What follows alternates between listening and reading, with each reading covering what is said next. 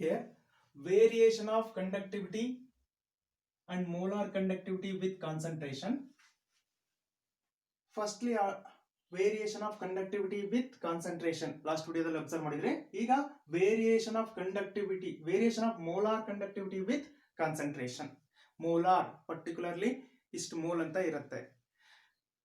Conductivity increases, concentration also increases. Concentration increase ಆದಂಗೆಲ್ಲ conductivity ಕೂಡ ಏನಾಗ್ತಾ ಹೋಗುತ್ತೆ, ಇನ್ಕ್ರೀಸ್ ಆಗುತ್ತೆ. But molar conductivity is opposite to that of conductivity. If you take an electrolytic solution, more dilute ಮಾಡ್ದಂಗೆಲ್ಲ ಇನ್ನು extra excess of ವಾಟರ್ನ add ಮಾಡ್ತಾನೆ ಇದ್ದೀರಾ, dilute ಮಾಡ್ತಾನೆ ಇದ್ದೀರಾ, ಆಗ ಏನಾಗ್ತಾ ಹೋಗುತ್ತೆ, ಕಾನ್ಸಂಟ್ರೇಷನ್ ಡಿಕ್ರೀಸ್ ಆಗ್ತಾ ಹೋಗುತ್ತೆ. ಮೋಲಾರ್ ಕಂಡಕ್ಟಿವಿಟಿ ಏನಾಗ್ತಾ ಹೋಗುತ್ತೆ, ಇನ್ಕ್ರೀಸ್ ಆಗುತ್ತೆ. But conductivity decreases on dilution.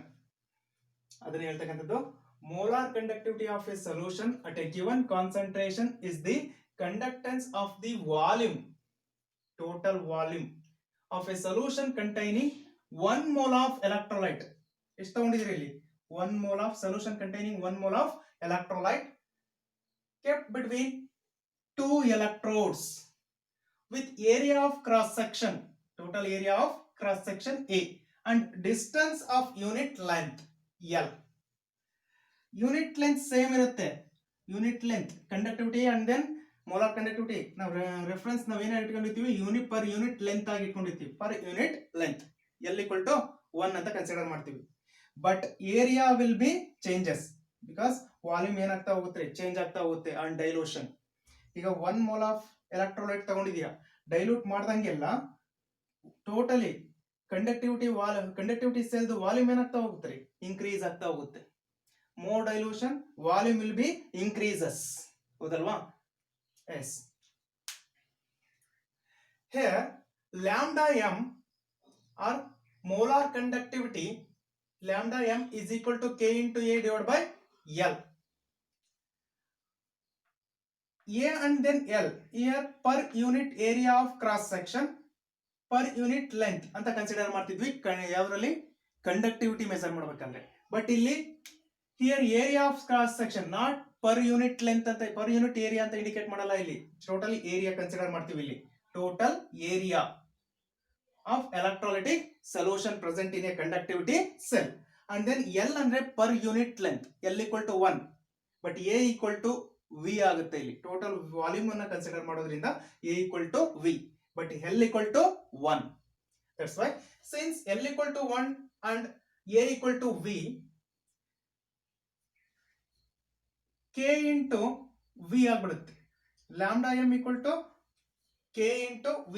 A ಅಂದ್ರೆ ಏನ್ರಿ, V ಅಂತ ಕನ್ಸಿಡರ್ ಮಾಡಿದ್ವಿ. L = 1. That's why lambda m = K into V. ಈ ಈಕ್ವೇಶನ್ ಮೇಲೆ ನೀವು conductivity, molar conductivity with concentration ಯಾವ ರೀತಿ ವೇರಿಯೇಷನ್ ಆಗುತ್ತೆ ಅನ್ನೋದನ್ನ ಅಬ್ಸರ್ವ್ ಮಾಡೋಣ. Molar conductivity increases with decrease in concentration as volume increases for decreased concentration. Just ಇಷ್ಟೇನೆ. ಜಾಸ್ತಿ ಡೈಲ್ಯೂಟ್ ಮಾಡ್ತಾ ಇದ್ದೀರಾ, ಡೈಲ್ಯೂಟ್ ಮಾಡಿದಾಗ ಕಾನ್ಸಂಟ್ರೇಷನ್ ಏನಾಯ್ತು, ಡಿಕ್ರೀಸ್ ಆಯ್ತು. ಕಾನ್ಸಂಟ್ರೇಷನ್ ಡಿಕ್ರೀಸ್ ಆಗ್ತಾ ಇದೆ ಅಂದ್ರೆ molar conductivity increases, conductivity decreases. Okay, ಅದನ್ನ ಹೇಳ್ತಕ್ಕಂಥದ್ದು. ಬಟ್ ನೀವು ಡೈಲ್ಯೂಟ್ ಮಾಡ್ತಾ ಇದ್ದೀರಾ, ಎಕ್ಸ್ಟ್ರಾ ವಾಟರ್ನ ಆಡ್ ಮಾಡ್ತಾ ಇದ್ದೀರಾ ಅಂದ್ರೆ ವಾಲ್ಯೂಮ್ ಏನಾಗ್ತಾ ಇದೆ, ಇನ್ಕ್ರೀಸ್ ಆಗ್ತಾ ಇದೆ. ಅದನ್ನ ಹೇಳ್ತಕ್ಕಂಥದ್ದು ನೋಡಿ, ಲ್ಯಾಂಬ್ಡಾ m ಅಥವಾ molar conductivity is directly proportional to volume. Volume increase ಆದಂಗೆಲ್ಲ ಕಾನ್ಸಂಟ್ರೇಷನ್ ಏನಾಗ್ತಾ ಇದೆ, concentration decreases, conductivity decreases, but molar conductivity increases. Lambda m directly proportional to volume ಅಥವಾ molar conductivity is directly proportional to volume. Volume ಯಾವಾಗ ಜಾಸ್ತಿ ಆಗುತ್ತೆ, ನಾವು more dilute ಮಾಡ್ದಂಗೆಲ್ಲ volume ಜಾಸ್ತಿ ಆಗುತ್ತೆ, ಅದನ್ನ ನೆನ್ಪಿಟ್ಕೋಬೇಕು. molar conductivity increases with decrease in concentration as volume increases for decreased concentration. Okay. Next, it has been found that decrease in K conductivity ಏನಾಯ್ತು decrease ಆಗ್ತಾ ಇದೆ. On dilution is more than compensated by increase in volume. ಇದೇನ್ ಹೇಳುತ್ತೆ here volume, here ಕಪ್ಪ conductivity. Volume ಜಾಸ್ತಿ ಆಗ್ತಾ ಇದೆ ಅಂತಂದ್ರೆ ಮೋರ್ ವಾಲ್ಯೂಮ್ ಜಾಸ್ತಿ ಆಗ್ತಾ ಇದೆ, ಬಟ್ ಕಪ್ಪ ಕೂಡ ಡಿಕ್ರೀಸ್ ಆಗುತ್ತೆ, ಬಟ್ ಕಡಿಮೆ ಡಿಕ್ರೀಸ್ ಆಗುತ್ತೆ. ಹೇಗೆ ಎಕ್ಸಾಂಪಲ್, ಇದು 2 ನಂಬರ್ ಕಡಿಮೆ ಆಗ್ತಾ ಇದೆ ಅಂದ್ರೆ ಟೋಟಲಿ 6 ನಂಬರ್ ಆಫ್ ವಾಲ್ಯೂಮ್ ಏನಾಗ್ತಾ ಹೋಗುತ್ತೆ ಇನ್ಕ್ರೀಸ್ ಆಗ್ತಾ ಹೋಗುತ್ತೆ.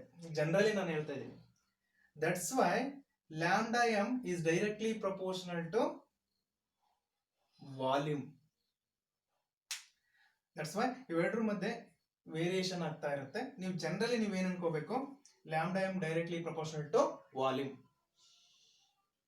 ಓಕೆ, ವಾಲ್ಯೂಮ್ ಇನ್ಕ್ರೀಸ್ ಆದಂಗೆಲ್ಲ ಲ್ಯಾಂಬ್ಡಾ ಎಂ ಕೂಡ ಏನಾಗುತ್ತೆ ಇನ್ಕ್ರೀಸ್ ಆಗುತ್ತೆ. But smaller decreases in the kappa or conductivity.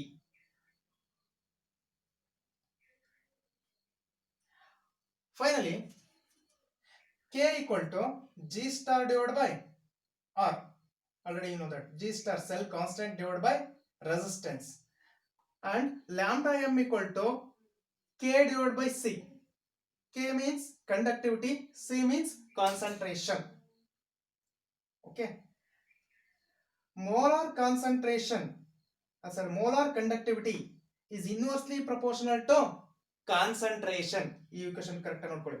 Molar conductivity is inversely proportional to concentration, but directly proportional to volume.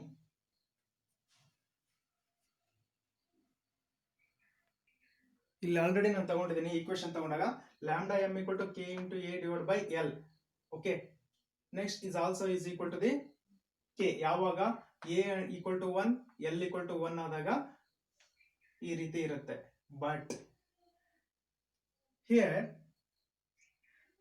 k into a into l, l multiply with l because of you taken per unit length, multiply and then divided by l.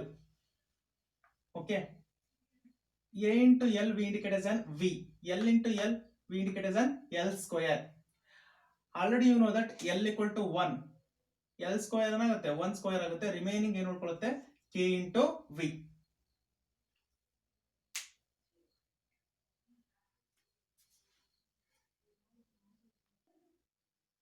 Here finally definition ಹೇಗೆ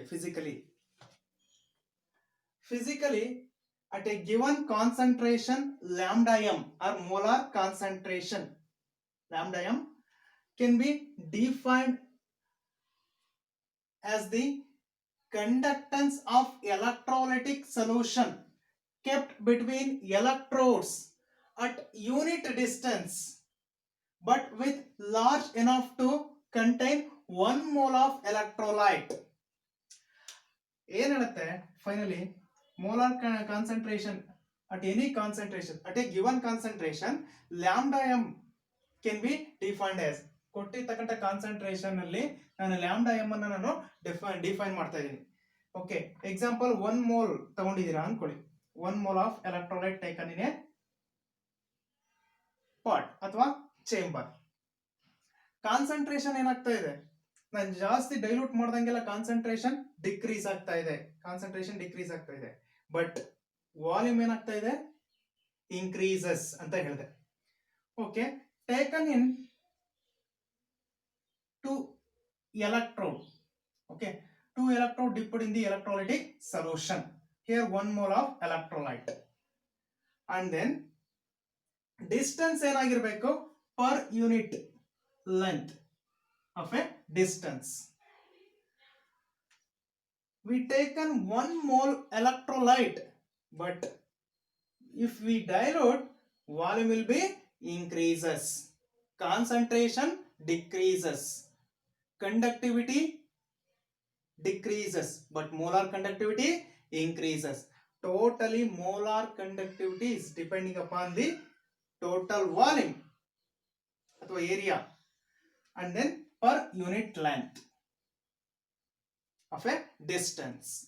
ಇದನ್ನ ಹೇಳ್ತಕ್ಕಂಥದ್ದು physically at a given concentration 1 mole ಅಂತ consider ಮಾಡಿದೀನಿ lambda m can be defined as the conductance of electrolytic solution kept between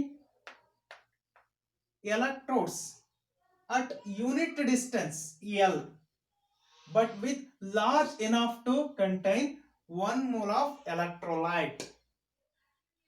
Okay, next lastly, when concentration approaches to 0 ನಾನು dilute ಮಾಡ್ತಾ ಇದ್ದೀನಿ complete ಅದು it's equal to 0 ಆಗಿಬಿಡುತ್ತೆ concentration.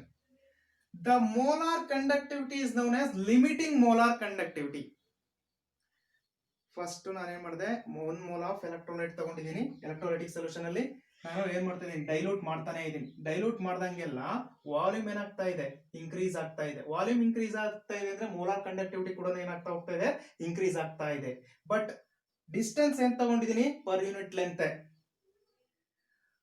ನಾನು more dilute ಮಾಡ್ದಂಗೆಲ್ಲ after finally it will reaches to 0. Concentration approaches to 0. that we called as an limiting molar conductivity. ಈ definition ನೀಟಾಗಿ ನೋಡ್ಕೊಂಡ್ರೆ ಗೊತ್ತಾಗುತ್ತೆ. when concentration approaches to 0 the molar conductivity is known as limiting molar conductivity.